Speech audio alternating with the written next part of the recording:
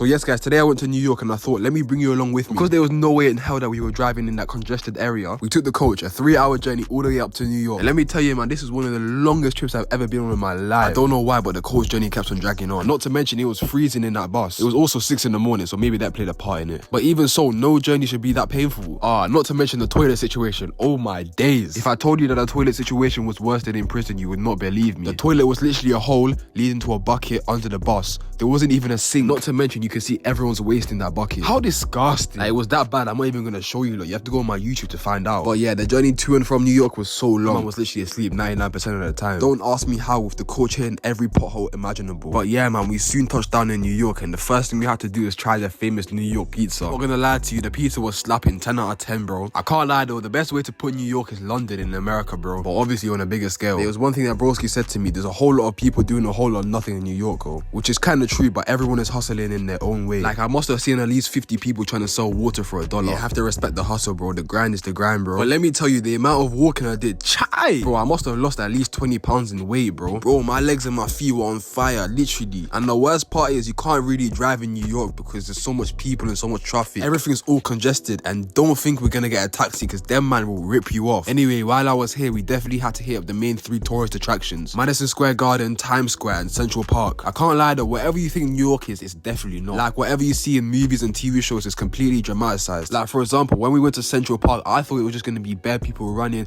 loads of greenery, loads of grass. But I can't lie, it wasn't. Obviously, I didn't get to explore the whole of Central Park, because I'm pretty sure it's the size of England. Correct me if I'm wrong though. But for the parts I did manage to explore, there was literally whole baseball fields, water attractions, playgrounds for the kids, literally everything you can think of. Like, it really puts into perspective how small the UK is. But unfortunately, the time at Central Park was short-lived, because we had to stop at 2 more places and walk all the way back to Central New York just to get the bus home. And best believe I wasn't missing that coach journey home, hell no. But the first stop was a place called Pliable. Shout out Cuzzy for putting me onto this, because it's actually not bad, you know. I picked up this drink called Blue Mermaid Wave, and I'm not gonna lie to you, it was an 8 out of 10, nice and refreshing. And I think Broski managed to pick up some tropical strawberry smoothie, which is also not bad. But the final destination before I left New York was obviously M&M World. I can't lie, I don't even like M&M's, but it was just the fact that it was there and we wanted to go explore it. But I did end up picking up some Skittles for the journey home because I knew we weren't going to stop for food. This is where I found out Skittles was owned by M&M's, which I did not know. But yeah man, we walked all the way back to 8th and 30th Street, and that was the end of New York. Love.